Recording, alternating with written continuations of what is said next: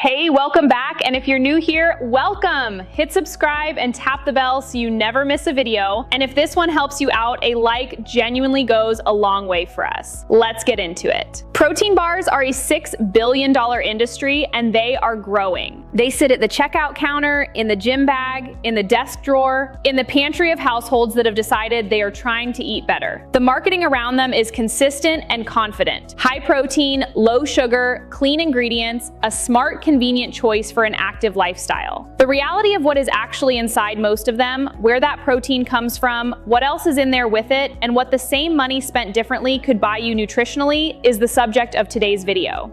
This is not an anti-protein bar video. There are situations where they are genuinely useful, and there are products in the category that are meaningfully better than others. But the category as a whole has a significant gap between what the marketing communicates and what the label actually contains. And that gap is worth understanding before you spend $1,200 a year on something you believe is better for you than it actually is. Let's start with the protein claim itself, because this is what the entire product category is built around. Most protein bars contain between 10 and 25 grams of protein per bar. That number appears prominently on the front of the packaging, usually in large type, often with the grams emphasized visually. What is not emphasized, and what most buyers do not think to ask, is where that protein comes from, how complete it is as a protein source, and what else came along with it in the formulation. The protein in most mainstream protein bars comes primarily from one or more of the following sources: whey protein concentrate, whey protein isolate, soy protein isolate, pea protein, or brown rice protein. These are not equivalent. Whey protein isolate is a highly refined dairy protein that is high in essential amino acids, digests well, and is the protein source with the strongest evidence base for supporting muscle protein synthesis. Whey protein concentrate is a less refined version of the same dairy protein. It contains more lactose and fat alongside the protein and has a lower protein percentage per gram of powder, making it a cheaper ingredient. Most bars that use whey protein use concentrate rather than isolate because the cost difference is significant, even though the front of the package communicates protein content without specifying which form was used. Soy protein isolate is the most commonly used protein in the cheapest tier of protein bars, and also one of the most heavily processed ingredients in the food supply. It is derived from defatted soy flour through an extraction process that in most industrial applications uses hexane, a petroleum-derived solvent, to separate the protein from the fat. Hexane is not a food-safe substance, and residue levels in the final product are not required to be disclosed on the label. The FDA has not established a specific limit for hexane residue in food products. The soy protein isolate that ends up in your protein bar began its life as a soybean and went through an extensive industrial chemical process to get to the form you are consuming, regardless of whether the bar's marketing describes its ingredients as clean, simple, or natural. Collagen protein is another source that has gained significant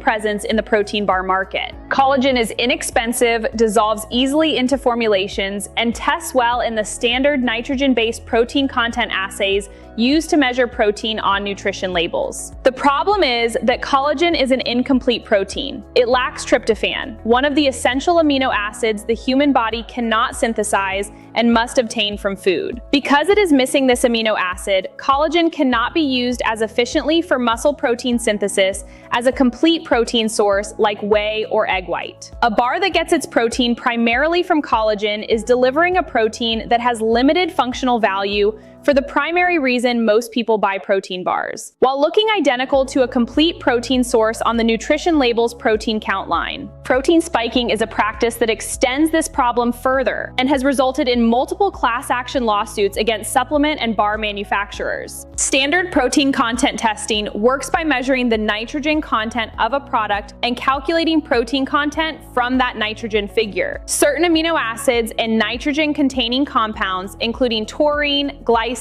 beta-alanine, and creatine, inflate the apparent protein content in nitrogen-based testing without providing the same muscle-supporting protein quality as complete protein sources. Several manufacturers have added these compounds to their products specifically to inflate protein test results while using cheaper and lower quality protein sources as the actual base. Some have been caught, some have settled lawsuits, and the practice has been documented across both protein bar and protein powder categories. Now let's talk about sugar, because the comparison between a protein bar and a candy bar is a comparison the industry would prefer you not make too carefully. A Cliff Bar in a chocolate chip flavor contains approximately 21 grams of sugar, depending on the specific product and size. A standard Snickers bar contains 20 grams of sugar. A Cliff Bar has more protein, around 9 to 10 grams versus the Snickers 4 grams, but the sugar content, the calorie count in the range of 250 to 270 calories, and the significant proportion of the ingredient list dedicated to various sweeteners and processed grains make it nutritionally closer to the candy bar category than the health food category it occupies in most consumers' minds. This is not unique to Cliff. Many of the best-selling protein bars in mainstream grocery and convenience retail carry sugar contents in the 15 to 25 gram range. Some manage lower sugar counts by using sugar alcohols, primarily maltitol, which, as covered in a previous video, has well-documented digestive consequences at moderate consumption levels. The choice in many protein bars is between high sugar from conventional sweeteners or the gastrointestinal effects of sugar alcohols, with the front of the package presenting neither option in those terms. The bars that genuinely manage both low sugar and reasonable digestive tolerance typically do so with stevia, erythritol, or allulose. The sweetener options with fewer digestive concerns, but these are usually in the premium price tier and still carry the other ingredient profile issues discussed in this video. Fiber content deserves its own moment because it is one of the claims used to justify protein bars as health foods. And the reality is specific and important. Many protein bars add chicory root fiber, also called inulin, as their primary fiber source. Chicory root fiber increases the fiber count on the nutrition label and improves the texture of the bar in formulation. In moderate amounts, it is fine. In the quantities present in some high fiber bars, sometimes 8 to 10 grams per bar, it causes the same symptoms as sugar alcohols: bloating, gas, cramping, and in some people, significant digestive distress. The reason there is a cluster of Amazon reviews on various protein bar products where people describe being unable to leave the house after eating one is frequently chicory root fiber consumed at the quantities present in a bar positioned as healthy and high in fiber. Let's look at the broader ingredient list on a typical mainstream protein bar because it tells a different story than the front of the package. Take a popular mid-tier protein bar. Behind the protein source, you will typically find a sweetener blend, often a combination of maltitol syrup, sucralose, and stevia. A fat source, frequently palm kernel oil, which is high in saturated fat and associated with environmental concerns related to deforestation. A binding and texture agent, glycerin, which is a sugar alcohol and contributes calories. Natural flavors, a term that, as covered in previous videos, can include a very wide range of synthetic-derived compounds and is not a transparency guarantee. Carrageenan in some formulations, a seaweed-derived thickener whose effect on gut inflammation is genuinely debated in nutrition research. Soy lecithin as an emulsifier, and often a vitamin and mineral blend that is there to allow claims like good source of calcium or contains B vitamins on the marketing materials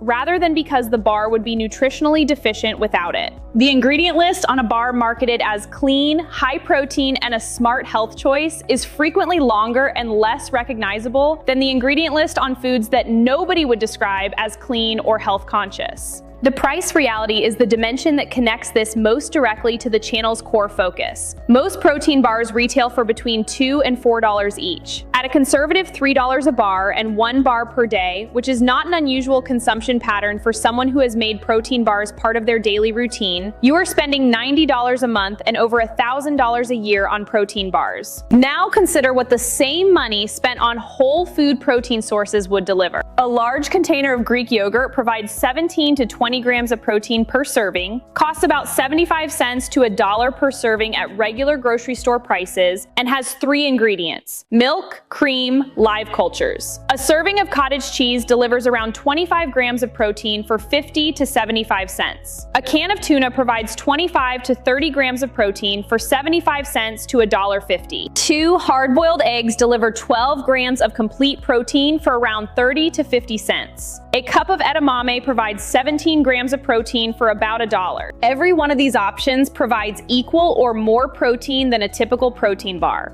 at a fraction of the cost with significantly simpler and more recognizable ingredient lists, and without the sugar alcohols, chicory root fiber, hexane processed protein isolates, or palm kernel oil that show up in most mainstream bars. The argument for protein bars over these options is convenience. And convenience is a real and legitimate consideration for specific situations. But convenience as a daily habit rather than an occasional necessity costs roughly $700 to $900 more per year than the whole food alternatives delivering the same nutrition. There are bars in the category that are meaningfully better than the mainstream. Products with very short ingredient lists, built primarily around whole food components, dates, nuts, and egg whites in the case of some popular options, are closer to what the marketing of the whole category implies. They tend to be lower in protein than bars that use concentrated protein sources, but what protein they contain comes from recognizable food rather than industrial extraction. They also tend to be higher in sugar from the dates used as a base, which matters depending on your specific nutritional goals. The point is not that all protein bars are identical. It is that the marketing across the category implies a nutritional legitimacy that most products in the category do not fully deliver. And the premium price attached to that implied legitimacy is being paid by consumers who have not looked carefully at what they are buying. The practical guidance from today is straightforward. If you eat protein bars regularly, read the ingredient list on your current bar, not the front of the package, the actual ingredient list, and evaluate what you find against what you understood yourself to be buying. Look at the protein source first, the sugar content and type second, and the presence of chicory root fiber and sugar alcohols third, if digestive effects have ever been an issue. If you are eating protein bars primarily for the protein, calculate what that protein is actually costing you per gram and compare it against what a serving of Greek yogurt or cottage cheese would cost for the same or more protein. The convenience premium is real and sometimes worth it. Whether it is worth it every day for $1,000 a year is the question most people in the protein bar habit have not asked themselves in the terms that make the answer clear. Drop a comment with which specific protein bar you eat regularly, and we will tell you what to look for on the label. We genuinely read every single one. And if you want us to do a full video on protein supplements more broadly, powders, shakes, and the claims around them, let us know below. Hit the like button if this was useful, subscribe and tap the bell if you haven't already, and we'll see you in the next one.